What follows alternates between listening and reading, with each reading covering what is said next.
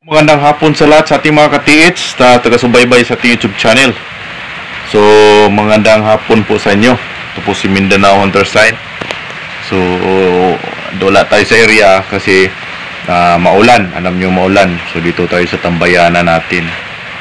So, kumusta ating mga ka-TH? So, tag-ulan na. So, mahirap na tayo maghukay. Tulad nating mga ka-TH natin na na-meet nung kahapon ba yun? Kahapon sa Alauna. So, ating mga customer, ating mga ka-TH na patulong yung mga dati kong samahan yun. Yung didan sa Surigao. So, yung dating katiwala ko, may grupo doon sa Surigao. So, nakipag-meet sa akin tungkol sa mga nakuha na nila. So, marami po nakakuha na nila, marami talaga. Pero, hindi talaga lahat ng nakuha is mahal. So, alam natin na lalo sa mga giveaways ng mga hapon, hindi porket mga giveaways kasi ay napakamahal. Mayroon ding mura lang, mayroon ding talagang di mabinta sa market. Talagang pwede naman pero black market tawag niyan. So sa market talaga hindi yan mabili. So di ko lang na-videohan yung pag-uusap namin kasi nagmamadali rin ako. So ating customer dyan sa Surigao, so tuloy-tuloy lang. So, kunti na lang talaga dyan kulang. So, kung sa cave niya nakuha, tuloy nyo lang kung sa cave. Pero kung hindi cave niyan, explore nyo yung buong area. Bakit nagkaroon ng ganyan? So, napakamaraming metal na maabot ng ilang drum ba yun? Bilog na metal. Tingin ko siguro bala ng ano yun. Yung mga bala na ginagawa nila dati panahon ng giyera. Kasi alam natin yung Surigao. Yung Surigao kasi pinaka-dilalo kung taga-Agusan del Sur ka, Surigao, napaka-positive talaga dyan. Kasi doon nagsagupaan ng gira dati. Alam nyo ng taga-Surigao yan. So marami talagang nakakuha dyan from Surigao, Tandag, San Agustin, yan, marami dyan. Papunta doon sa Surigao City, paikot. So, daming nakabaon dyan sa bundok. Lalo na tinatawag nilang 90 ba yan? 90. So marami dyan. So, karamihang nag-treasure dyan, Chinese karamihan dyan. Yung mga bundok dyan, talagang pinapatag nila. Kasi, binubutas nila yung mga daanan dati, yung mga tunnel. Maraming nakakuha talaga dyan sa Surigao City. So, marami. Dyan sa San Agustin, ano pa yan, Barobo. Papunta na doon. Mayroon din sa Hinatuan, dyan sa Agusan del Sur.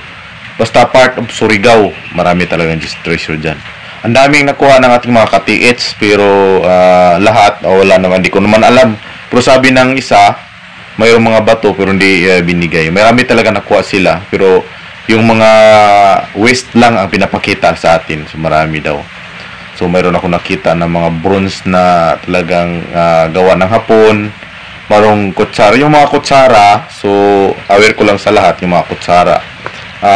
Mayroon kasi ako dyan, lawang seat dyan, bihira na lang yung bumibili niya mga kutsara. So, yung mga Hapon na kutsara ng Hapon, tawag sa atin yan kutsarita, di ba? So, bihira na lang ganyan. So, mga plato, dami talaga nakuha nila, pero di ko lang na-videohan. Pero sinasabi ko, hinahingi ko yung mga bato talaga, yung talagang mga gold, yan, pero ayaw nila pakita. Siguro mayroon, pero ayaw lang talaga. Yung gusto nilang mabinta lang, yung mga waste lang. Talagang waste sa kanila. So, napakaswerte. Kung part sa Surigao ka talaga tumira, napakaswerte mo dyan. Dami talaga nakabaon dyan. So, sabi niya, yung area is napaka-positive talaga. Yung daming nahukay nila. So, mayroon bang puntahan nila yung matanda din na nakakuha din ng mga antique. Mayroong mga, siguro mayroon daw barita, mayroong mga klaseng bar na paradang platinum. So, napakaswerte ng tao pag nakakuha ng ganyan. So, alam natin magkano kilo ng platinum ngayon. Ang kilo ng platinum is 1.5. Ang isang kilo, ang bili niyan was 1.5. Pero, di lahat ng platinum is solid. Kailangan mo pa yung asayin. So, paasay mo yan sa Davao. Paasay ka sa Davao. Kung di talaga solid yan.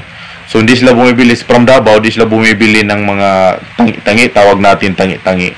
So, ang bibili ay 10 kilos pataas ang gusto nila.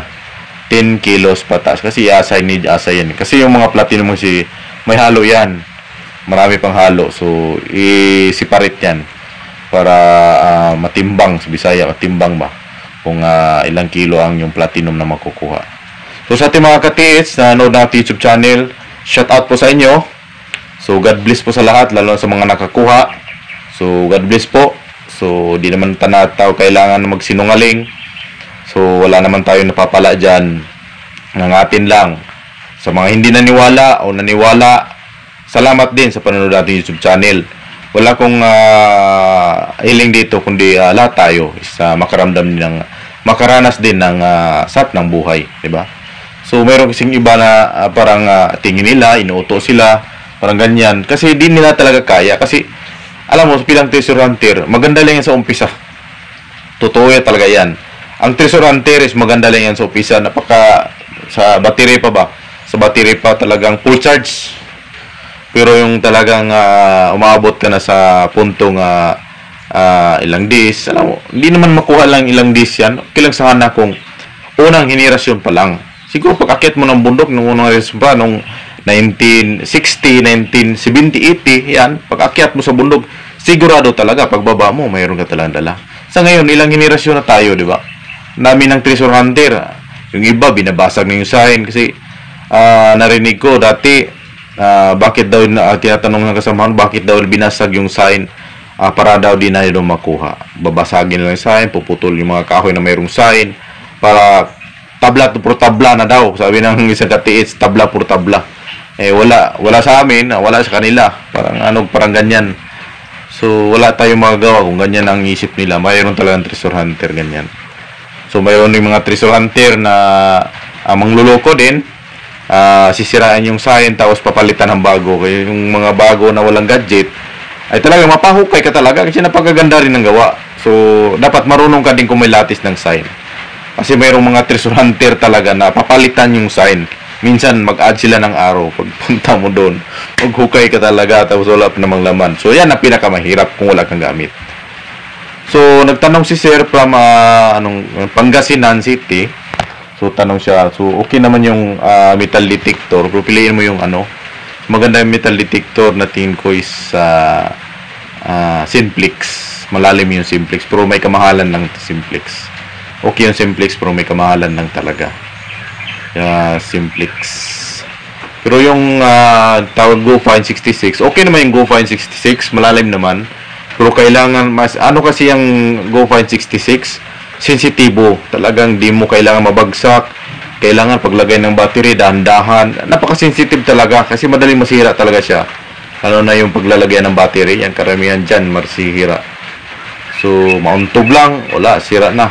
So, napakahirap yan. So, kung gusto mo rin ng GoFind kasi mabarato, okay naman, pero ingatan mo talaga siya para hindi masira yung metal detector. Kung di mo naman kaya bilhin kasi mahal yan 1,000 yan. So, bumili ka na. Mayroon naman nagbinta dyan mga aura meter na mga naka-hits din. Pwede ka naman bumili sa kanila. Kung saan mo gusto bumili. Sa akin o sa kanila. Marami dyan. Maraming nagbinta ng mga aura meter. So, tandaan nyo lang, kung hindi kayo nakakuha ngayon, hindi naman talaga yan ibig sabihin na wala talaga. Mayroon yan. Siguro kung marunong ka magdasal, sinubukan ka lang talaga ng tadhana. Kung hanggat dapat ka bang pagbigyan ng ganyan, kung hanggat saan kaya mo. Kasi pag gusto mohin mo na bukas, next week, next month, kuha na, antayin mo. Antayin mo talaga. Kasi lahat ng pinapaguran, mayroon talagang makukuha niyan. Yan ang mga ipapayo ko sa inyo. So nagtanong sa mga metal detector, ang metal detector napakaganda yan sa mga cave, sa loob ng tunnel, napakaganda yan gamitin mga metal detector. Pero kung wala kang mabili niyan, pwede na mayroon namang mga aura meter na bilhin mo. So pwede naman yan sa mga butas. So napakaganda. Tandaan nyo lang, ang locator ay panglukit lang talaga yan. Kung saan ka pwede maghukay. Sabi nila, ginagamit sa ilalim. Yan, lalito talaga kayo. Kasi pag ang lupa kasi pag di pa yan nakabuksan, yung mga singaw yan, di pa yan nakalabas, yung mga buo pa talaga yung singaw ng mga high mineral. Mayroon talaga mga high minerals talaga, lalo na pag hindi ka marunong humawak ng locator, walang ganong gumaguide sa'yo, sarili mo lang gumagawa ng paghahawak, so mahirapan ka talaga. So napaganda kung mayroon kang metal detector or aura meter, Or pero sa akin, okay naman aura meter. So dati mayroon ako mga metal detector pero doon sa mga tauhan ko pinagamit ko. Aura meter ginagamit ko, aura meter at saka locator. Mas maganda kung mayroon kan. Okay na yung Tesla. Tesla, kung tamang-tama rin yung pera mo, Tesla, okay na yan. Tesla, mayroon kang humid locator, mayroon kang aura meter, okay na yan. So kung gusto mo talagang makikita mo yung lalim, pwede yan may scanner. Pero tandaan nyo lang, yung scanner, hindi po yan sa paghahanap. Yung halimbawa, searching for area, di po yan pwede yung scanner. Kailangan mo talaga ng locator. Nakapartner kasi yan ng locator at saka scanner. Yung scanner, kung saan umikot yung Tesla mo, doon we detect yung scanner. So, naka-take advantage lang sa Tesla kasi hindi naman ibig sabihin makikita mo yung gold. At least makikita mo kung anong dinetect ng Tesla mo. Kung totoo ba talaga na-detect ng Tesla mo, di ba? So, kung halimbawa kung Tesla lang hawak mo, scanner, kailangan mong tutunan kung ano ba talaga na-detect ng Tesla mo. Pero halimbawa kung may dalawang option ka, yung halimbawa mayroon kang humid locator, mayroon kang Tesla, tapos doon sila umiikot pag test ng scanner is mayroong laman. Pero tingnan mo rin kung anong mga trap na pwedeng possible na maka-advantage sa mga hukay mo. Halimbawa, may water trap, huwag mo nang hukayin. Huwag mo nang hukayin ng ganyan. Kasi mahirap niya hukayin pag may water trap. Yan, pinakamahirap talagang kalabanin. Pag sumabog na yan, nilagay nilang parang filter, maliit na bato lang yan eh. May isang ganito lang kalaki. Binara lang yan eh. Naranasan kami, ilang bisis kami nakaranas ng ganyan. Pag tinanggal mo yan, mayroong malaking bato, may malaking bato na. Mayroon nakabara dyan sa gitna. Pag tinanggal mo yan, napakalakas yan, pang pressure, kasi parang tangke yan eh. Pero hindi, ibig sabihin yung taging, wala talagang laman. Mayroong mga fine sand, halo. Lakas yan, hahabulin kayo yan. So, maganda rin may gamit. So, yan, sabi ko sa inyo, pag wala kang gamit, tapos nakakita ka ng sign, tapos yung sign pala is gawang Pinoy, ayan, pinakamahirap. Tapos tinuro niya ng puno ng balete, nakahukay ka doon ng puno ng balete, sinisi mo pa yung kasamahan mong nagdidikod kasi doon daw sa puno ng balete, tinuturo ng araw, wala namang laman. Napakahirap ka. Kailangan mayroong confirmation. Sa mga hindi naniwala, pwede naman kayo maghukay. Wala naman tayong pilitan dito, di ba? Wala tayong pilitan dito. Alam nyo, ito talagang may bahagi ko sa inyo. Sa treasure hunting, marami talagang nagbabago. Marami talagang nakakuha. Kung alam nyo lang, marami talaga. Maraming taong hindi lang talaga sinishare yung mga nakuha nila kasi ayaw nilang umabot sa mga government, ganyan. Kasi pag nalalaman rin yung government, mahirap. Alam nyo mga tinatawag nilang laglag droga, di ba? Mga ganyan. Laglagan ka yan para bigyan sila. Bigyan sa bahay mo. Sa Bisaya pa, sumahil sulod sa balay. Laglag droga dito. Biglang dumating yung mga pulis. Yan, pinakmahirap. Kaya yung iba, mas manatili na lang na nahimik. Mga ganun yan. Yan. Kasi marami talagang komplikasyon pag laban lang nakahits ka. Alam nila na mahirap ka. Marami talaga. Sabi ng isang katis natin from sa ibang bansa, sa awan ba yan? Dubai ba yan? Na Sir Mark, na nakulong yung tito niya dahil yan. Kasi humingi ng milyon, di ba?